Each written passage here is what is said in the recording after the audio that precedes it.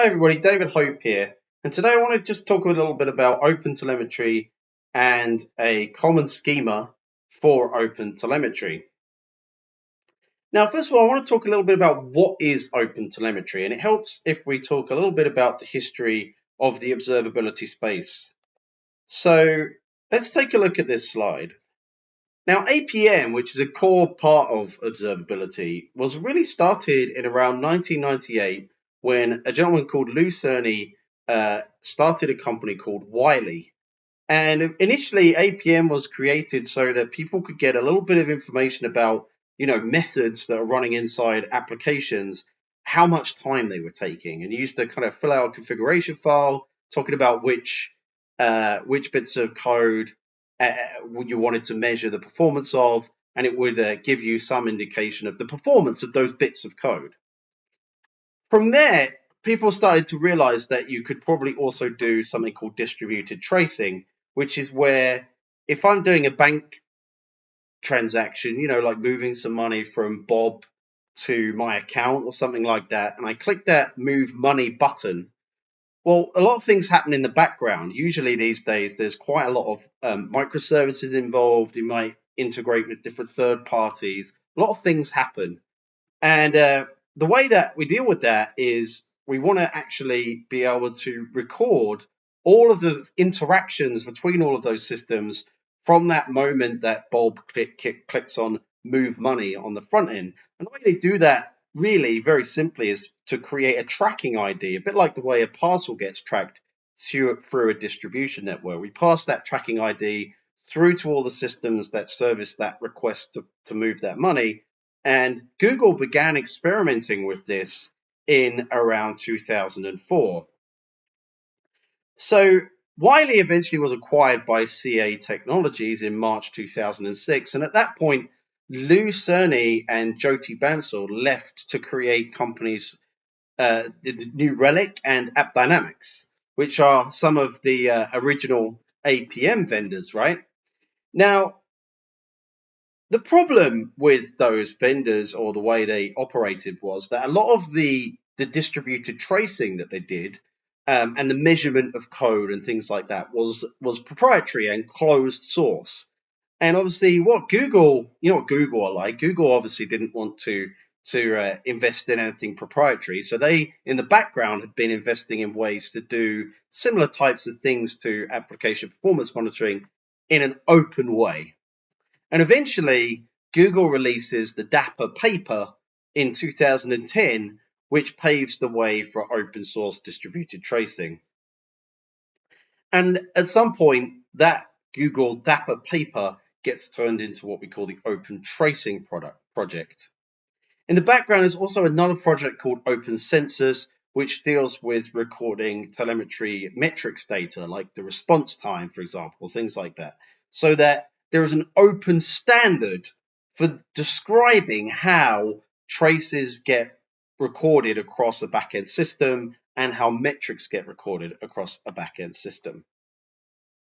And so today, OpenTelemetry is the second most active project in CNCF.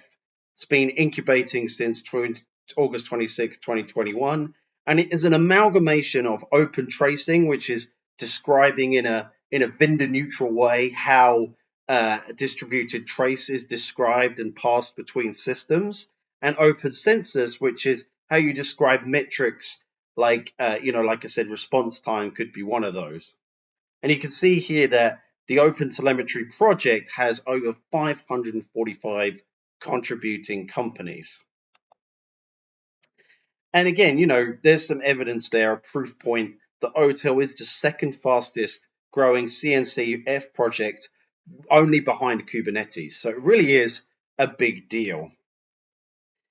And so, going back to what it is, right? So I already described it's a vendor agnostic, language agnostic method for describing how we record traces, where we record, the interactions between various backend systems when a customer or somebody interacts with our services that we provide, like the example I gave earlier of Bob transferring money to my account.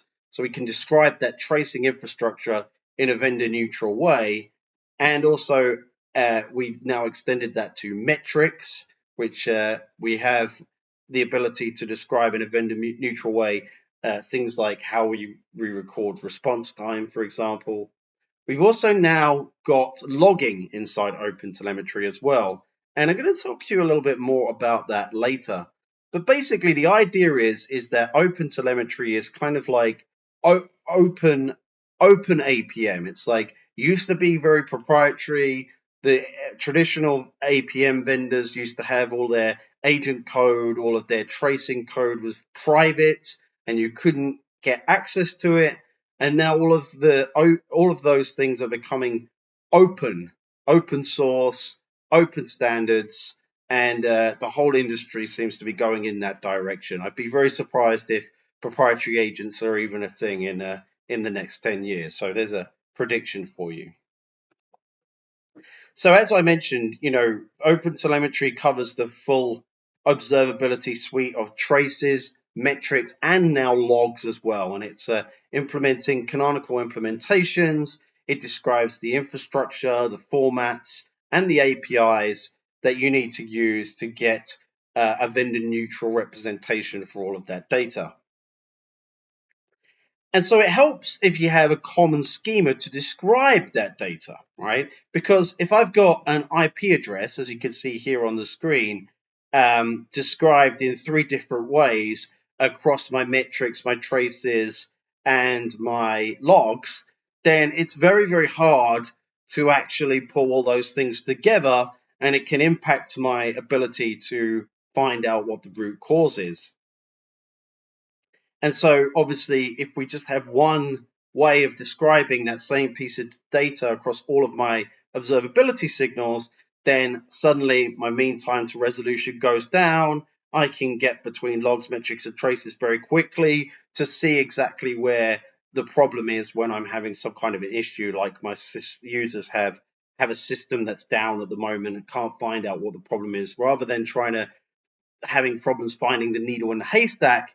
When I have a single schema and all the data is described appropriately, it's much, much easier for me to zero in on where the problem is.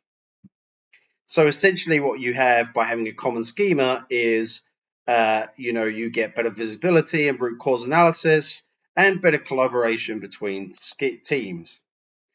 Now, Elastic already had its own common schema a long time ago, where we were already doing this for logs, metrics, traces, and security. And essentially what we've done is we've donated that schema to the OpenTelemetry project so that they could merge it into the schema they already had, which is called the semantic convention, as you can see in the middle here. So Elastic's donation plus the OTel semantic convention creates a new OpenTelemetry common schema where the main things that we've added is our expertise in logging and security, so that OpenTelemetry now have access to that common standard for logs and security. Now, if you want to get started with APM, scan any of the QR codes here, but I hope you enjoyed my little introduction to OpenTelemetry and the Elastic Common Schema. Thank you.